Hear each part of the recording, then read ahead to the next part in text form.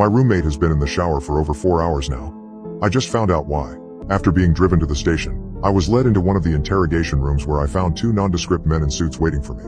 They didn't introduce themselves and immediately went into a series of questions, each one more bizarre than the last. What company was your roommate employed by? What was the nature of his job? How many different people have been inside your apartment since your roommate moved in? Have you ever heard voices inside the apartment from the hours of midnight to 3 a.m.? Voices that did not belong to your roommate? Have you ever seen a circle of people standing outside of the apartment from the hours of midnight to 3 a.m.? People that were exceptionally tall. And one of the most unsettling ones, have you ever seen somebody standing at the foot of your bed upon waking up between the hours of midnight to 3 a.m., only for them to disappear moments later? If so, do you remember what they looked like? Any distinct features? As they continued probing me, my mind began conjuring up some of the strange stuff that had happened after my roommate had moved in. Stuff that I had written off as figments of my imagination, simply because I had no other explanation for them. I did hear the voices, always coming from the room next to mine where my roommate slept.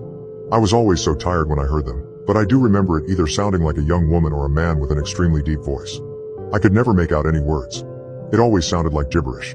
And then there was that one time where I went to the bathroom in the middle of the night. Still half asleep, I didn't bother turning the lights on as I entered. But as my eyes began adjusting to the dark, I could have sworn that somebody was already sitting on the toilet. Somebody extremely tall. Of course, when I turned on the lights, nothing was there.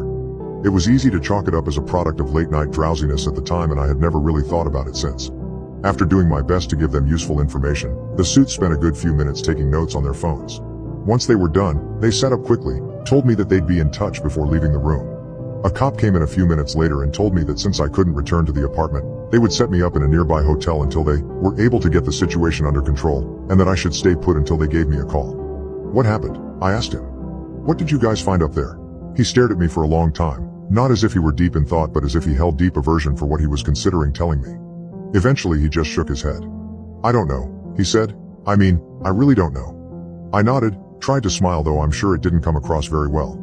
It's the next day now and I'm in the hotel. Of course I couldn't sleep, couldn't really eat. The officer hasn't called me yet. When I try searching up information about the evacuation on the internet, all I can find are articles claiming that it was due to a fire. An effing fire.